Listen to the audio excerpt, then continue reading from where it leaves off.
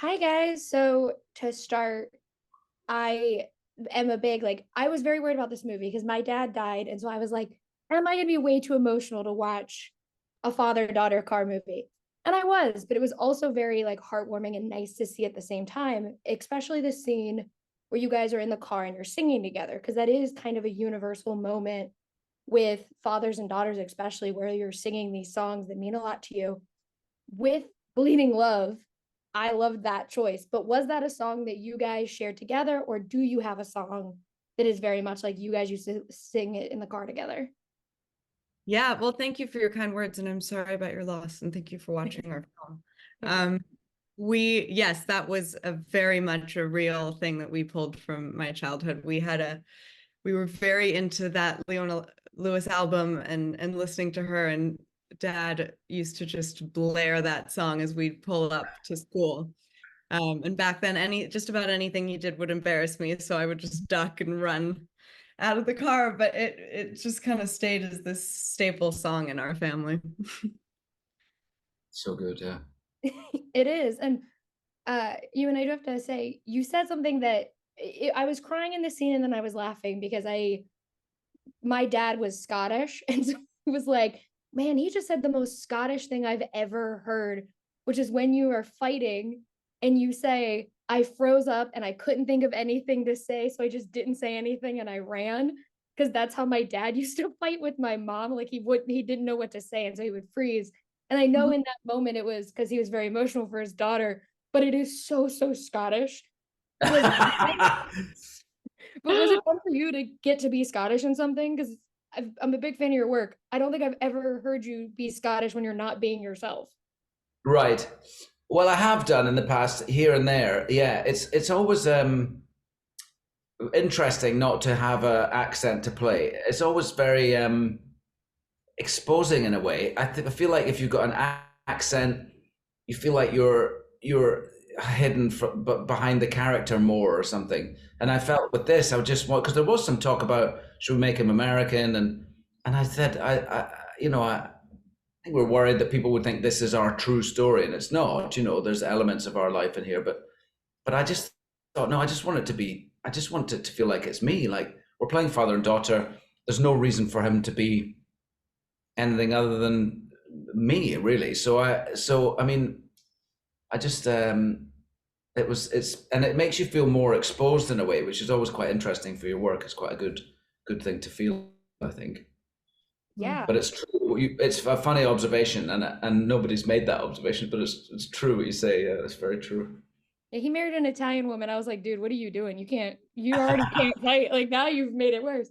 But Clara, I love, I know you have tattoos. I know your sister does tattoos, but I really love I have a bunch of them. They're all over my arms, but I do love how this movie embraces your own tattoos and it is still true to you, even though it is a character that is different from yourself but has elements of your life. Was there ever a conversation about covering up your tattoos and making it less personal to you, or were you always just like, no, it's me, I'm trying to just be as natural as possible? I just didn't want to sit in the makeup chair for hours. No, I think that again, it's kind of similar to my dad. I think I wanted to my character doesn't feel as close to me as maybe my dad's does, or at least not me now. But I liked her with tattoos. I think that she would have tattoos and I have tattoos, and so I think it just looked cool and I wanted to keep I respect it.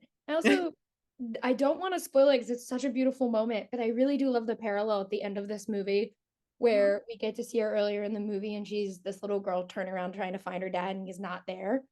And then getting to see that moment at the end where when you're still standing by the car, it really gets you and you're watching it when you guys are working on those parallels, especially when yes, you are father and daughter, but it's clearly not you as a child going into a school.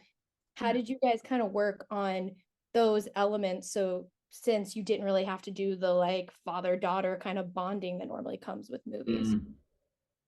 That was Yeah. not very clever. I mean, the flashback sequences were the thing that sort of throughout the different edits of the film, different the thing that changed the most, but that was always a very important one, to have that mirroring of that moment. It was really key for the very end scene, and for the to land the story at the end there. It really tells the larger metaphor, I think, of you know, expecting that absence, and then it's, and you know, the turn that it's not, that he's there and can show up. And I think that's also just life sometimes, you know, there's those full circle moments, and that was one that we really wanted to make sure that we hit. Yeah, and it's beautiful. And I really also love, those moments where they have fun, where she like makes fun of him and is like, "You're not fun anymore." And then he jumps in the pool with her, and then they end up getting in trouble anyway. Yeah. And with those little things, like, I know a lot of it is written in a script, but did you guys get to improvise in those moments to have that fun as a father and daughter would, outside of just like what was written on the page? Totally. Yeah. Emma was amazing with letting us improv. We also, Emma's assistant and someone who's also credited, I think, as the editor, who's a part of writing, was Elle Mallon. And she was on set, and there was moments where we'd be like, well, this doesn't feel right. And Elle would throw us some new lines on the fly. And also, yeah, we just got to play in the fun moments, and also in the more dramatic, sadder scenes. There was always an ability to kind of see what felt right.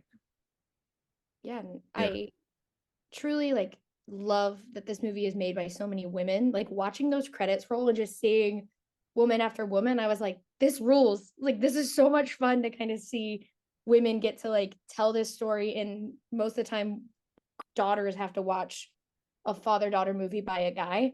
And so, Clara, I know you were part of the story creation, and your hands are kind of everywhere in this movie. Was it always important to make sure that you had so many women behind the camera kind of bringing this to life? Absolutely. Yeah. When Vera and I started our production company, Didem Entertainment, that was something that was very important to us, is creating more room in the industry, not only for female narratives, but also having female driven crews, sets, and departments, which we were so lucky and got this, such an amazing team together to do this. So yeah, it's very important. I think, like you said, especially for a father-daughter movie, I did want it from more of a female perspective. And we had amazing prop girls, the sisters, and it's terrible. I'm so bad with names, but they're just like so many amazing women. And listen, lots of great men made it all happen too. But it definitely is very important to Vera and I, when we make our movies, to look at that. I love that. With my remaining time, I'm going to say something, and I feel like you're just going to know. I'm a millennial, so I have loved your work since I was 7 years old.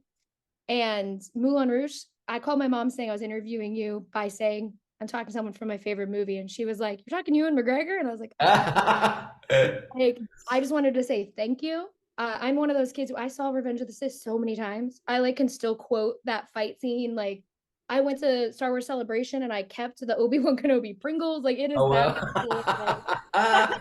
your work means a lot to me, and I think Oh, this that's nice. is so beautiful. And so it was really nice to get to talk to you guys today. Oh, lovely to talk to you, Rachel. Yeah, thank you so much. That's very nice.